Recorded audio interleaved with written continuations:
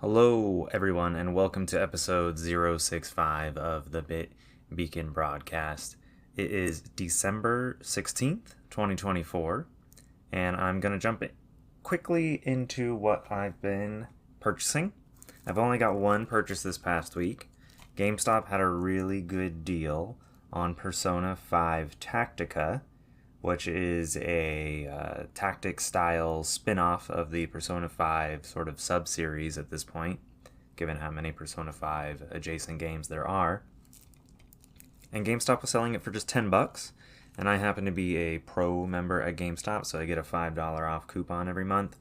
So I got the game for just $5, which is a pretty sweet price. Cannot complain about that at all. And I had been hesitating on adding this to my collection until a good price came along. $10 was like just way too good to pass up.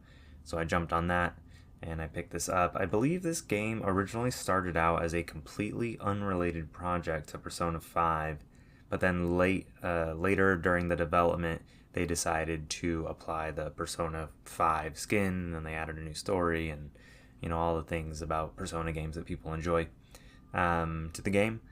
So interesting to see, Atlas, I guess, maybe taking less of a risk and doing something a little more safe.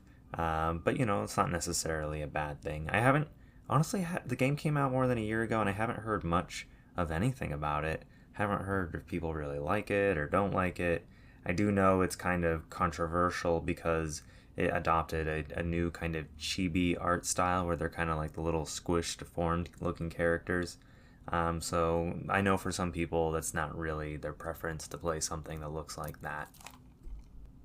As for what I've been playing, honestly, I really didn't have time to play much of any games last week. It's kind of a bummer because I am still kind of, in the last third of Dragon Quest III HD 2D.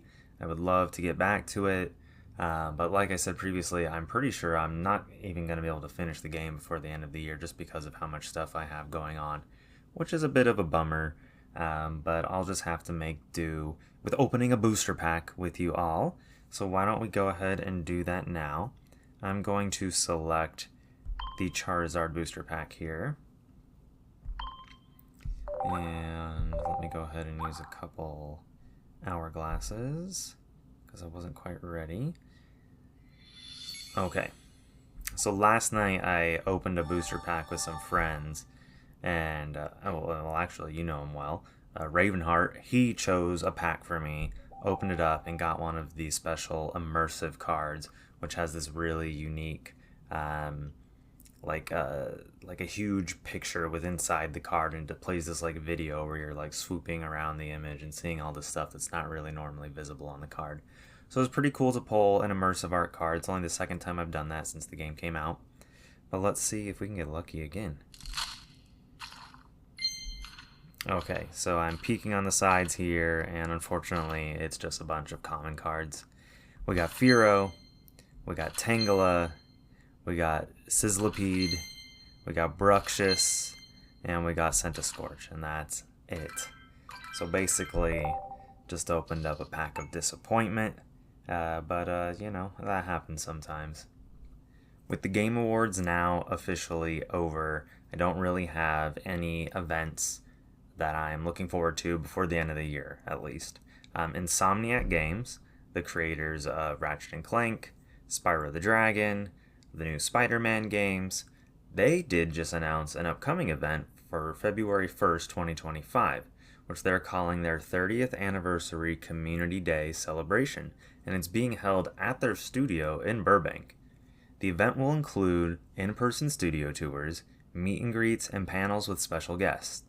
Insomniac says space will be limited and more registration details will be announced in January. I would absolutely love to go to this event. I have a feeling it's going to be really hard to get the tickets. I don't know how they're going to do it because they haven't even announced if it's just going to be like, hey, register now, or if it's going to be like, oh, you have to do a contest or something to get in. But gosh, I really, really, really want to go. I remember hearing earlier this year that Insomniac turned 30, and I remember thinking, why haven't they done anything for their event or like to celebrate the anniversary?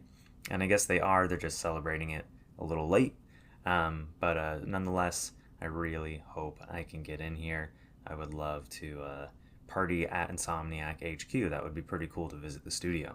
They've had a few games come out since I last was able to go to one of their events at Gallery Nucleus, which, gosh, I think it's been since 2017 or 2018 since Insomniac last held an event there.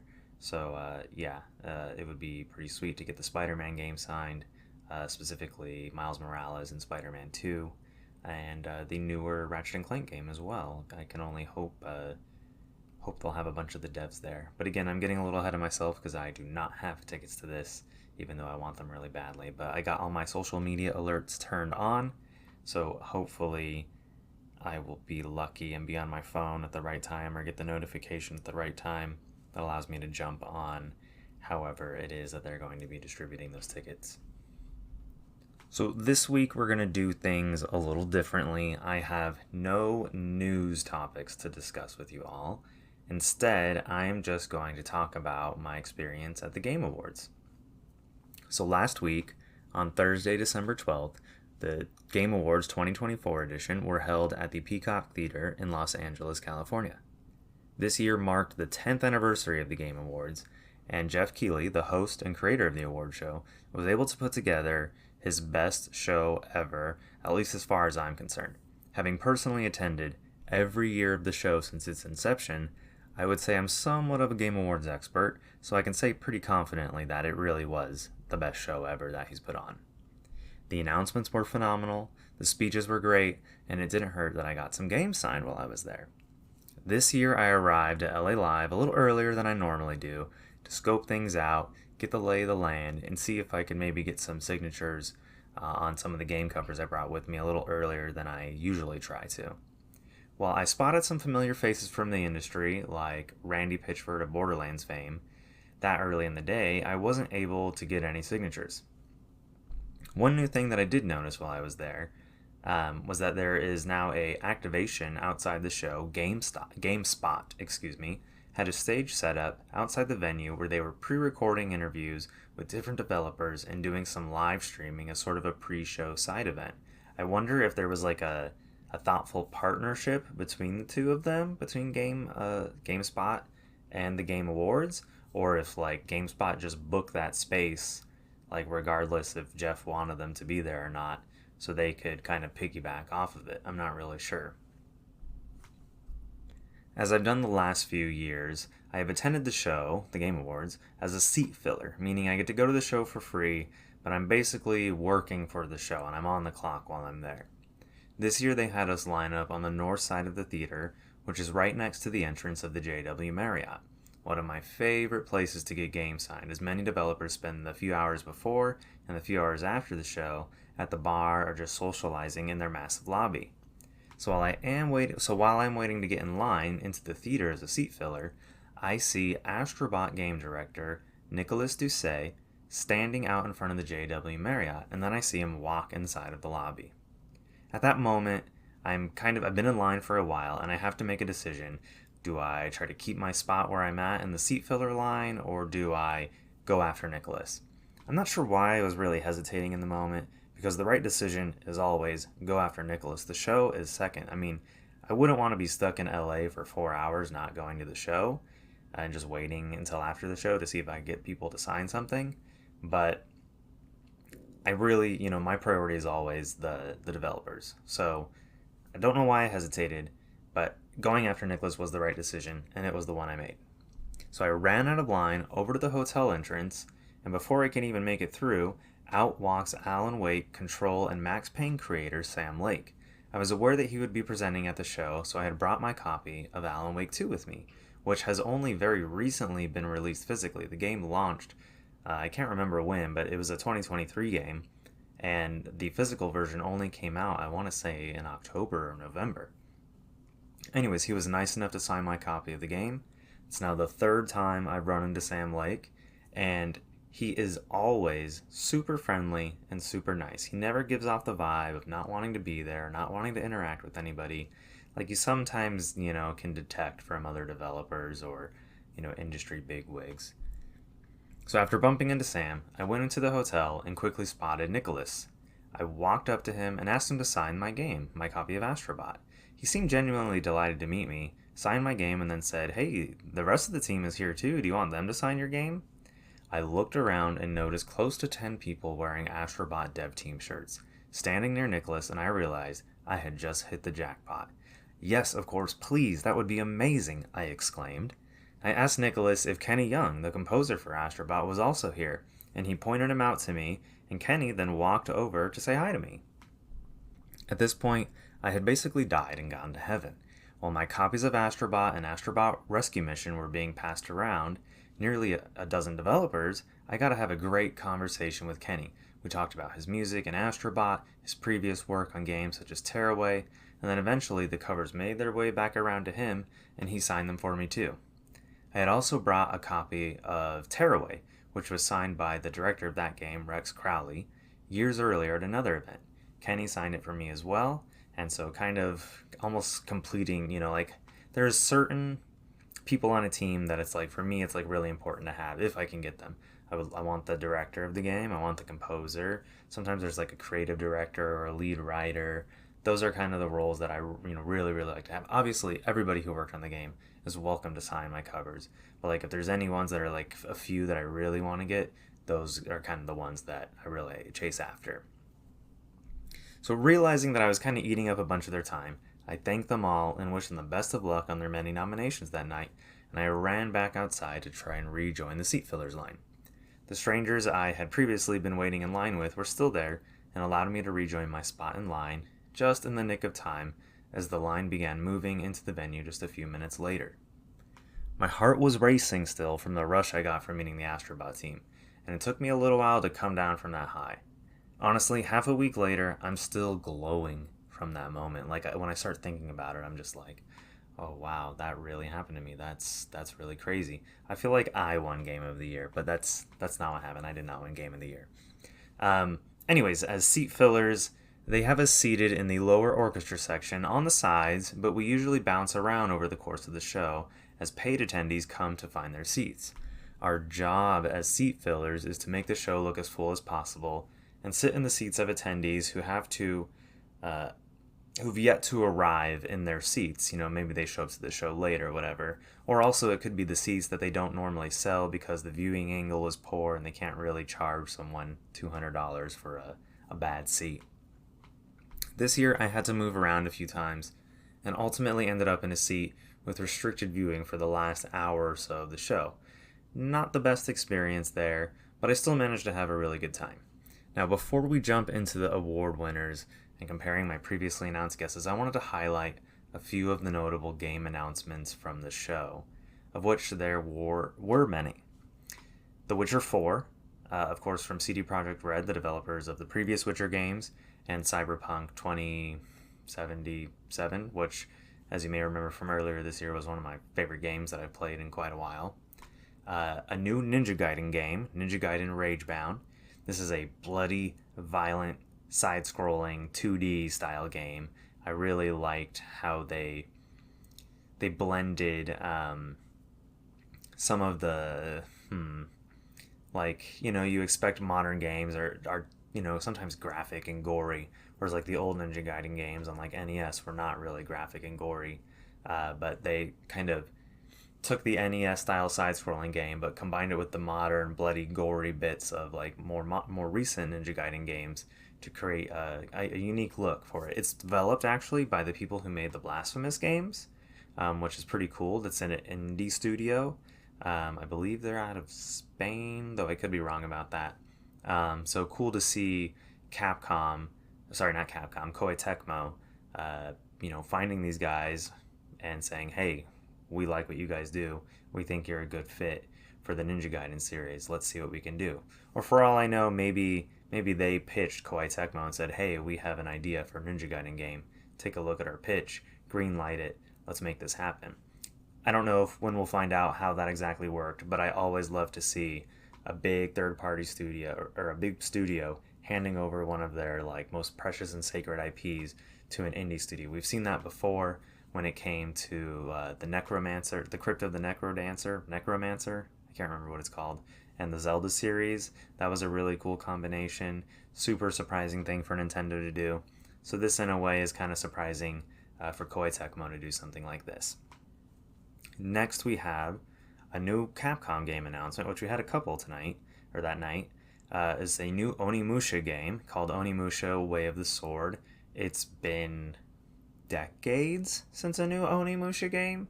I think since like the PS2, maybe something on PS3, I don't remember, but I'm pretty sure it was like PS2 when the last Onimusha game came out. So pretty cool to see Capcom investing clearly a ton of money in a very AAA looking Onimusha game. Another big announcement, not so much for me, but for some people, Elden Ring Night Rain. So this is a spin-off of last year's Elden Ring game, and it is specifically a co-op game. Think like almost like Monster Hunter meets Dark Souls, where I think it said 2 or 3 players you team up with, and you basically fight various Elden Ring monsters. I think I was reading that some of the bosses look like they might be from previous like Dark Souls games and things like that. It is clearly recycling a lot of content. It's not being considered like a canon entry to the Elden Ring series. The official like PR notice is that it is like a non-canon spin-off that takes place in like an alternate reality. So they're really making sure people know that like, hey, this isn't Elden Ring 2, so don't get too excited. And probably not being handled by Miyazaki, probably being handled by a smaller team while Miyazaki works on something else.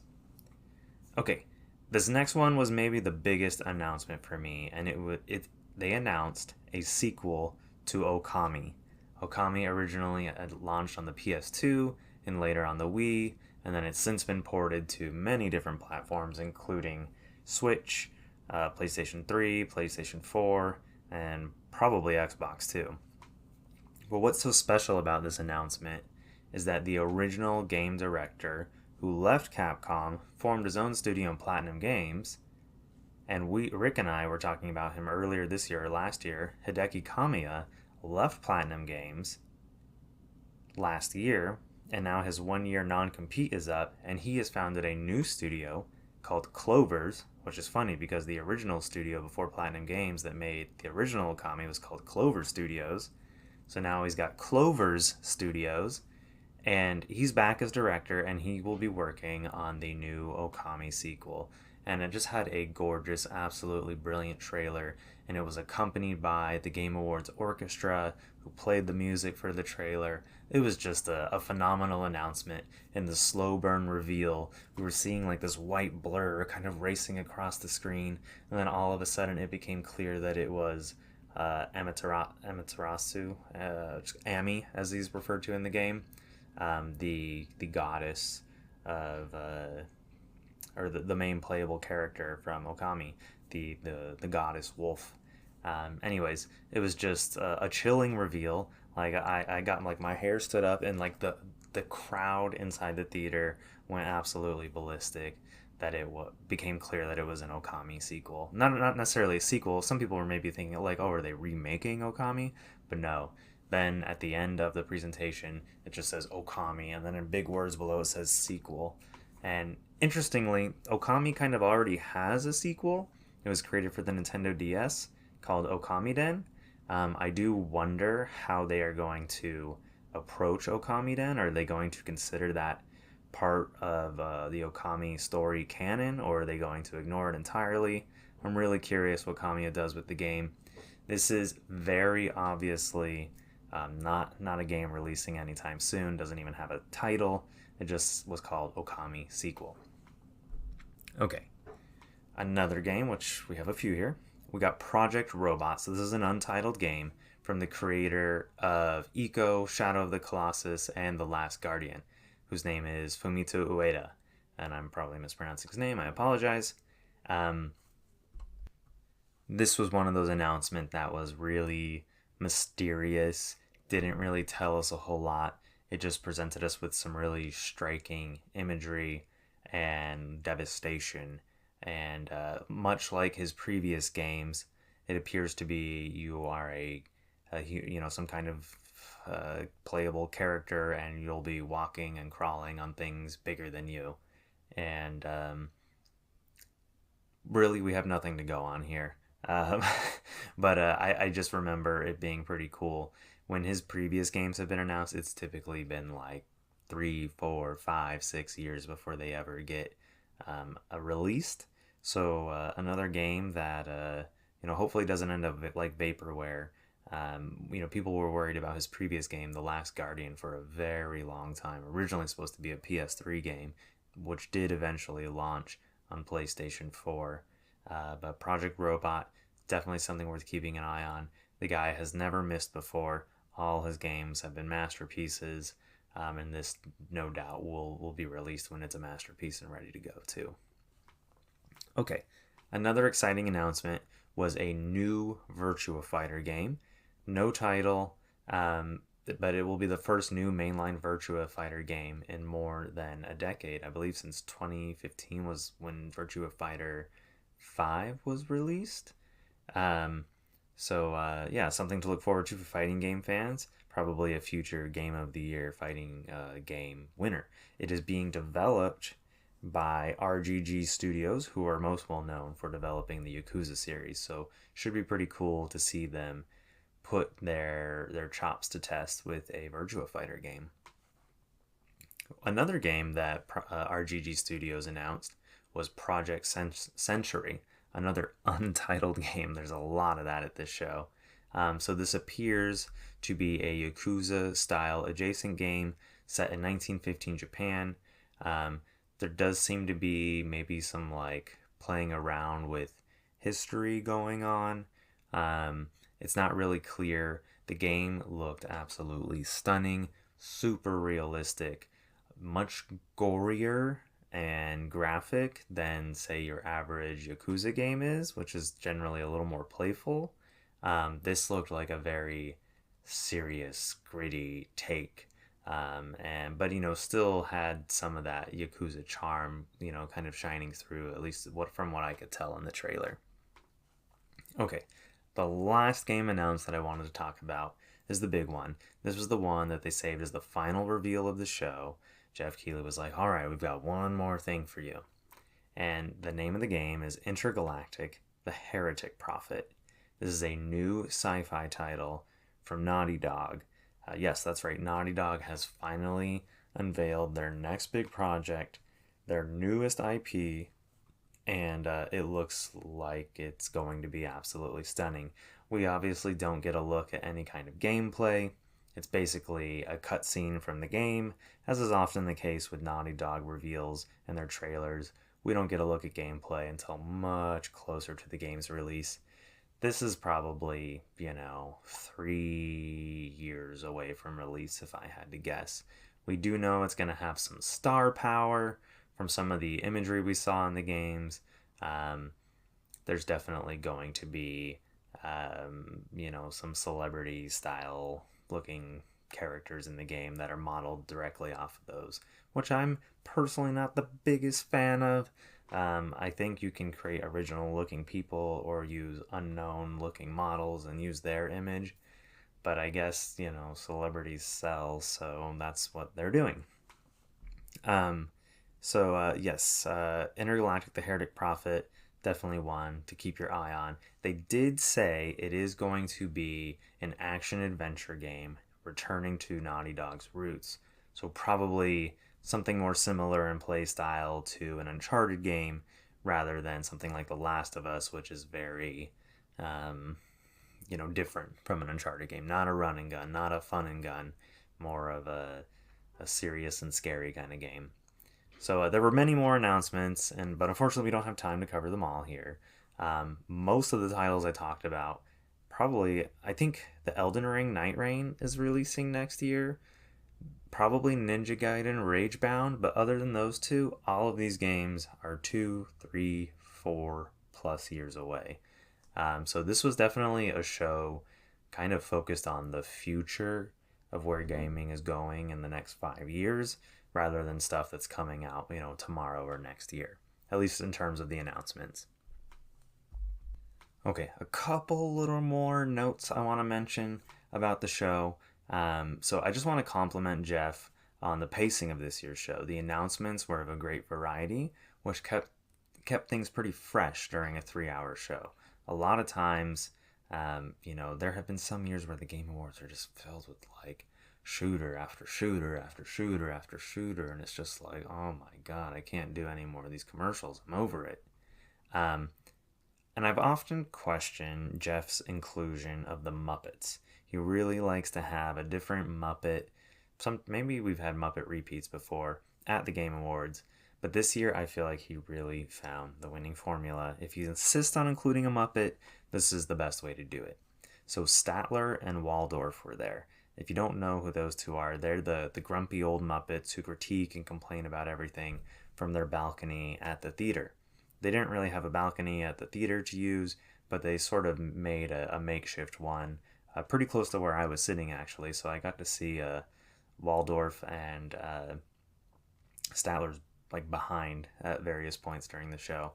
But what was so great about it is that I guess Jeff gave them permission to be like, hey, you can write whatever jokes you want to write, because they roasted Jeff and they roasted the awards. It was a very like self-aware kind of thing from them. Anyways, they were just the perfect inclusion at the show. Like, I really, really hope he brings them back next year. Major laughs from the audience, brought some levity. A lot of the announcements were kind of very serious, even though they were like really exciting. So it was nice to, when Statler and Waldorf would come out, just hearing whatever things they had prepped to just really skewer Jeff with. I also want to acknowledge that Jeff finally stopped rushing the winners off the stage and allowed them as much time as they wanted to speak. No more wrap it up blaring on the, what do they call that thing that displays the words that people say? I can't remember. So we had some great speeches about the industry, not only from the winners, but from some of the presenters. It was also really great to see all the attention being called to those laid off and what can be done to help them, which included presenting a special award to an individual in the industry who has been working tirelessly over the last year or two to help find and connect studios that are hiring with developers that have been laid off. And it highlighted that he's helped, or his resource has helped over almost 4,000 people, I think, 3,000 to 4,000 people find new jobs in the industry. So that's really incredible. Okay, so now we have finally reached the moment you've been waiting for. Let's take a look at my predictions. We're going to start at the bottom, work our way up like we did last time. Almost there. Okay, so for most anticipated game, I said it was going to be Grand Theft Auto 6, and that was exactly right. Grand Theft Auto 6 was voted most anticipated game. For best adaptation, this had to do with like a TV or movie that was adapted from a video game. I said it was going to be Fallout on Amazon Studios or on Amazon Prime, and yes, it was Fallout. So far, I'm 2 for 2. Best multiplayer game, Helldivers 2. And yes, it was Helldivers 2. I said Helldivers 2, and it was Helldivers 2. All right, 3 for 3. Best sports racing game. In my predictions, I said EA Sports Football Club 25, and the winner was EA Sports Football Club 25. All right, pretty good so far, I would say, but I'm about to start racking up some losses here. Best sim strategy game. I said I hoped it would be Unicorn Overlord. Unfortunately, I was wrong. It was Frostpunk 2.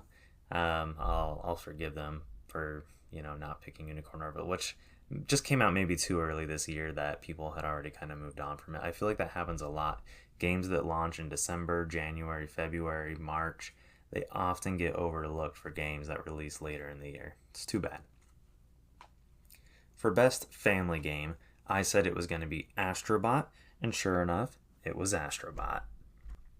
For best fighting game, I said it would be Tekken 8, and sure enough, Tekken 8 won the award. Okay, best RPG.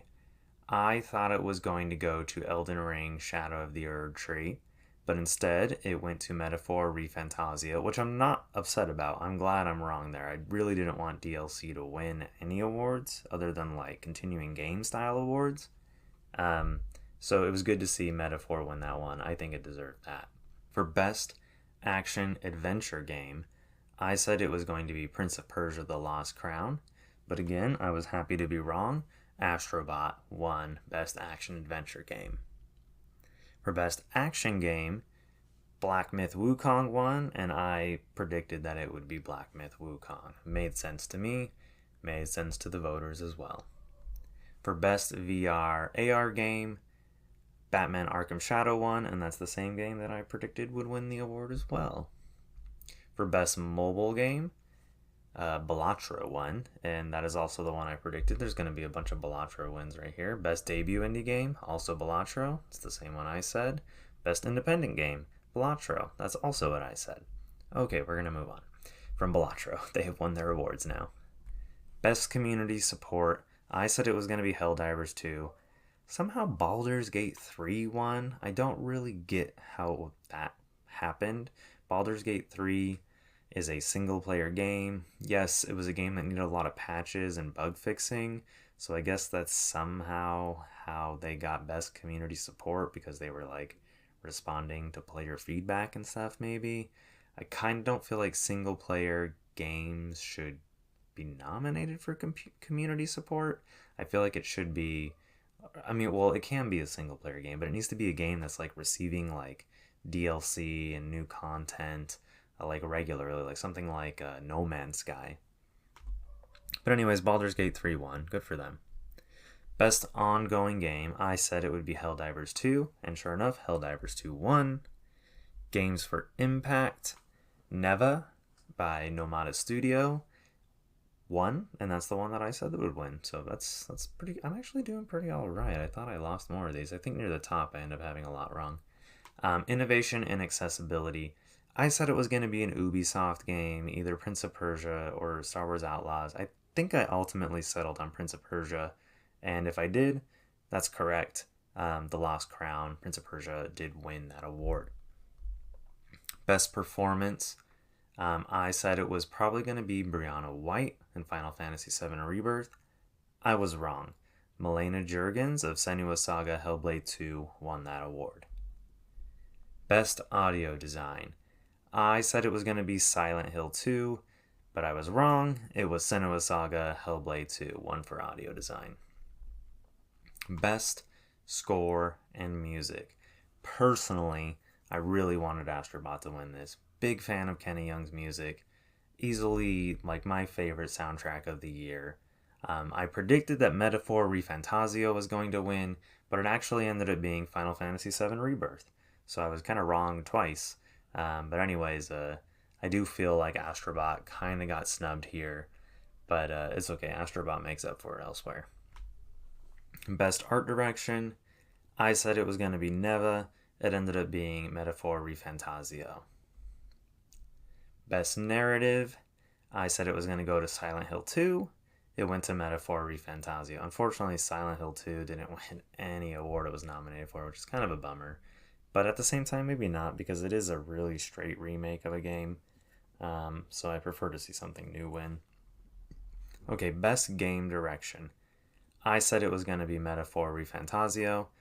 Instead, it was Astro Bot. And this is when I knew something was up. Astro Bot won Best Game Direction? How is that possible? They gave them Family Award. I thought once they got Family Award at the beginning of the show, I was like, oh, that's all they're going to give Astro Bot. They're just going to give Astro Bot a little courtesy award. Oh, you made a nice family game. Isn't that cute? Well, no. They won that, and then they won again. They won for Game of the Year. That's right. Astro Bot won for Game of the Year, and I just about lost my mind. I thought it was going to be Metaphor ReFantazio. I said maybe it could have been Final Fantasy Rebirth, but Astro Bot took Game of the Year home. I popped out of my seat so hard. I was hooting and hollering. I couldn't believe it. I was so excited for them. Just absolutely phenomenal that a platformer game in 2024 could beat out all these serious games. And, it really is the game that brought the most joy to people who played it. It maybe wasn't the highest selling game of the year, but it was the most joyful and fun game of the year. It was the most game of the year. So many games are not really even games anymore, man. I don't know. I'm not trying to because I like all kinds of games, right? But wow, Astro Bot is like a game. And there's just something great about games, and we need more games. So please, I hope people see Astro Bot win this and go, wow, I want to make a game like Astro Bot. I hope we see a zillion games that play like Astro Bot, or are inspired by Astro Bot in the coming years. That would just make me so happy. So ultimately, Astro Bot was nominated for 6 awards, won 4 of them, won basically the 4. I mean, God, I really would have loved for it to win the music award, but I guess we can't get them all. But wow, just so absolutely delighted to see it win 4 of the 6 awards it was nominated for. Direction. I mean, once it won direction, I was like, oh my God, this is game over. Like, if they're winning direction, they have to be winning game of the year. There's just absolutely no way. So yeah, just what a night. How cool that I met all the developers before the show started, got the game signed, and then all of them are celebrating that night. I mean, part of me wanted to bump into them again and hope that I could, maybe they'd be like, hey, you're our #1 fan. We loved meeting you earlier. Come party with us. I would have in a heartbeat. I would have been, I don't know what they got up to that night, but I'm sure it was some fun because they make fun stuff. Anyways, never have I been more glad to be wrong about so many of those categories, specifically the ones about Astro Bot. Just really, really what a night. But not everyone is happy about Astro Bot winning Game of the Year. Many of the usual suspects on YouTube and Twitch are seemingly upset that their favorite game, Black Myth Wukong, didn't win.